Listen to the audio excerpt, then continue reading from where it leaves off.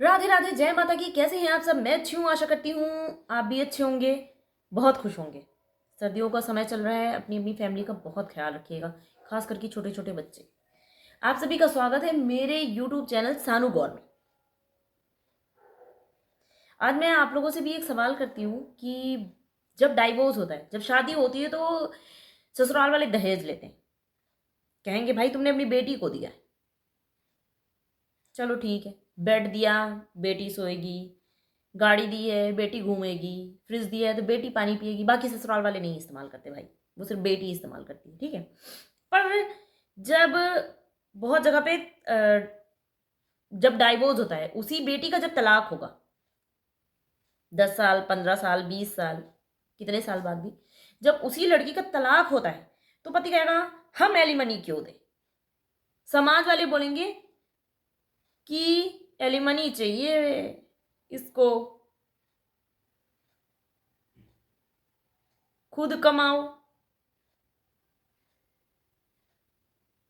ये है भी। शादी के बाद किसी और के नाम का बच्चा पैदा करने के लिए, या किसी और की फैमिली को खाना खिलाने के लिए, किसी और के पेरेंट्स की सेवा करने के लिए, पहली बात तो लड़कियों अपने फ्यूचर बर्बाद ही मत करो।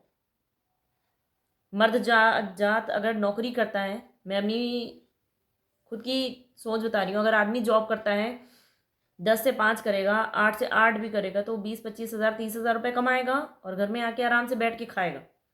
घर उसने बनाया, हाँ सही है, उसने कमाया और उसने बनाया अपने पैसों से, तो वो उसका घर हुआ। तुम्हें छोड़ना पड़ेगा 20 साल बाद भी।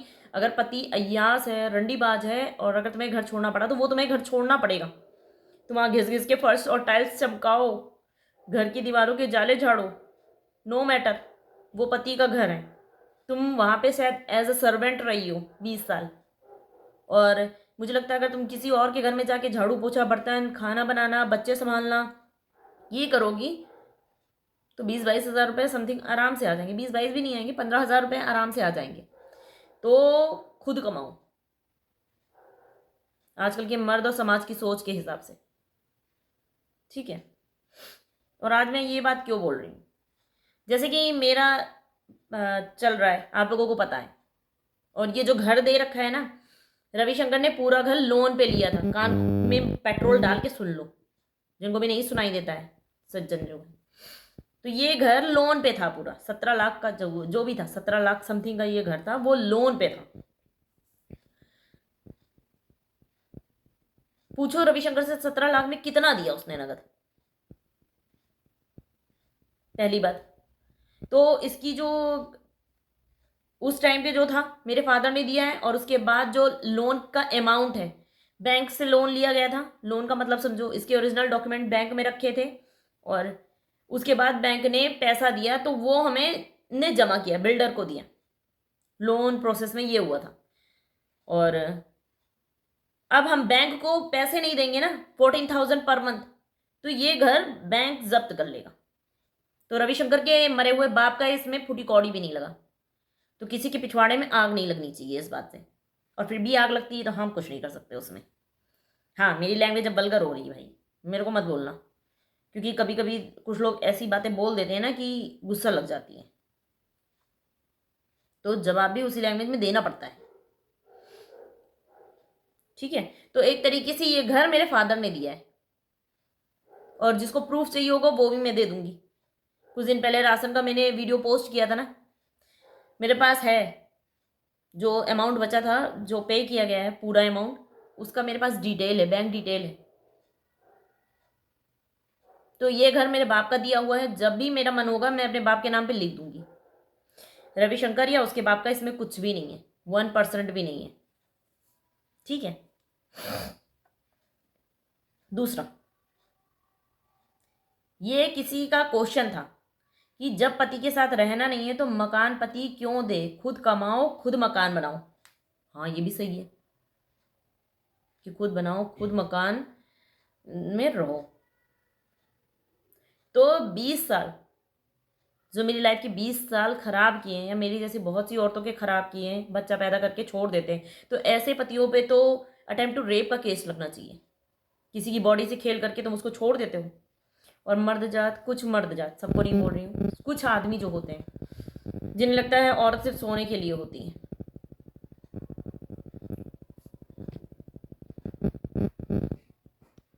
ठीक है, तो तुम्हें सोने के लिए सिर्फ औरत चाहिए तो तुम वो कर लो। वैसे भी शादी के बाद किसी औरत से तुम शादी करते हो तो एक औरत पे रहते कहाँ हो, बदल बदल की औरतें चाहिए होती हैं रविशंकर जैसे व्यक्तियों को। तो तुम औरत जो खरीद रहे हो, तुम रंडीबाजी कर रहे हो, वो तुम अय्याशी करो, आराम से करो, कोई दिक्कत नहीं है।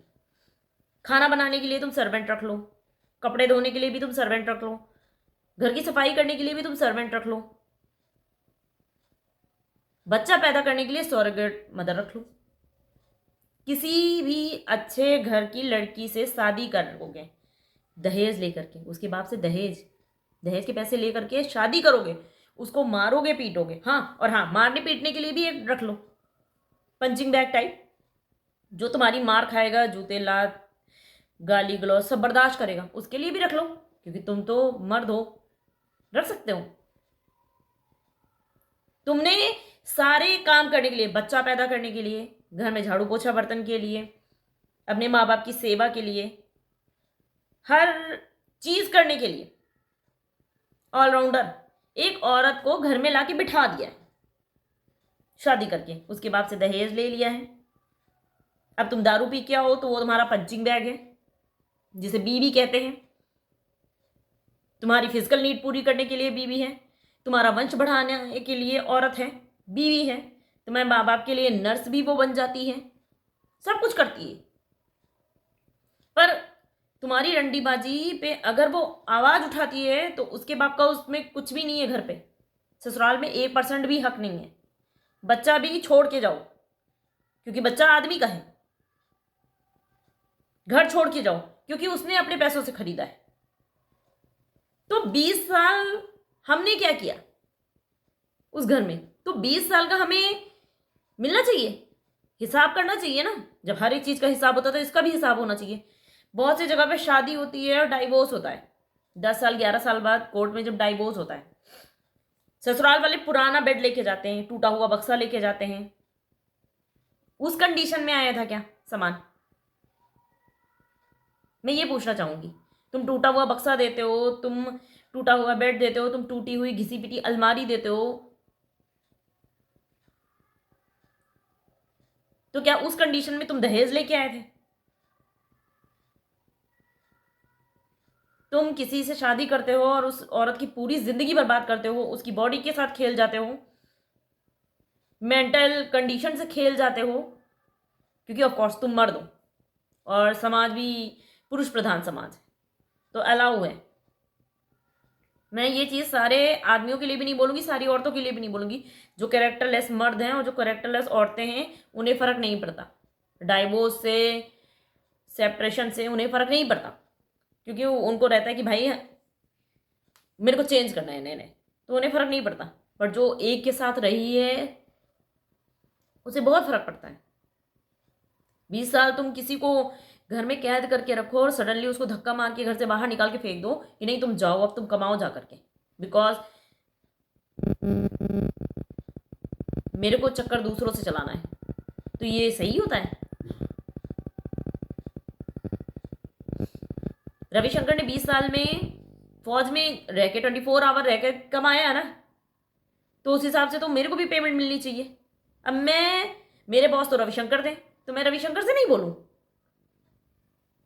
जो समाज के ठेकेदार बनते हैं और ऐसे कमेंट करते हैं, उनसे मैं पूछती हूँ, रविशंकर ने या फिर कोई आदमी जाकर के 20 साल नौकरी करता है कहीं पे तो उसको पेमेंट मिलती है, एक हाउसवाइफ को कितनी पेमेंट देते हो आप लोग? और बीवी संभालने की औकात नहीं है तो शादी करो ही मत, कोई धंधे वाली लेके आओ।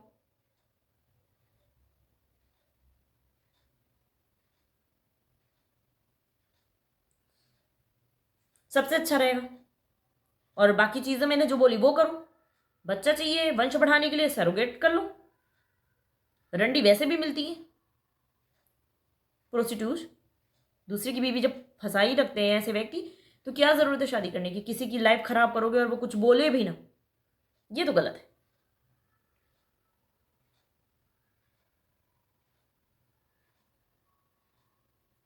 मैं अगर 20 साल जा करके कहीं पे नौकरी करती ना, नौकरी मुझे मिल रही थी, रविशंकर ने ही बोला था मैं मर्द हूं, मेरी कमाई से नहीं पूरा होता, तो तुम्हारे करने से पूरा होगा क्या? ये वर्ड बहुत से आदमियों के होते हैं शादी के बाद, और यही एक लाइन पूरी जिंदगी बर्बाद कर देती है उन औरतों की। एक अय्याश आदमी ना, जब भी जो मतलब एक अय्याश आदमी जो होता है ना, वो सबसे पहले औरतों की रीढ़ की हड्डी तोड़ता है। मतलब उस औरत को इतना अपने ऊपर आश्रित कर देगा, उस जगह से बांध देगा, तुम नौकरी मत करो, तुम घर में रहो, तुम झाड़ू पोछा बर्तन तो करो, ताकि कल को वो आवाज उठाए तो वो ऐसी कंडीशन में रहे ही ना कि वो अपने हक के लिए लड़ सके। क्योंकि अगर जॉब करेगी तो पिछवाड़े पे लात मारेगी और निकल जाएगी बच्चों को लेकर के। तो ऐसी मानसिकता वाले व्यक्तियों से और ऐसी मानसिकता वाले व्यक्तियों से भी दूर रहिए। और जिन भी मर्दों को लगता है कि औरत शादी के बाद एलिमनी लेती है, दहेज मत लो पहली बात तो। और दहेज नहीं लेके शादी किया और फिर भी औरत तुम्हारे साथ गलत कर रही है, तो सच्चाई की जीत होती है। सच्चाई उस रोशनी की तरीके है जो कभी भी किसी भी स्थिति में छिपती नहीं है, आज निकल तो निकल के आता ही है। तो लड़ो अपने हक के लिए, और जीत हमेशा सच की ही होती है।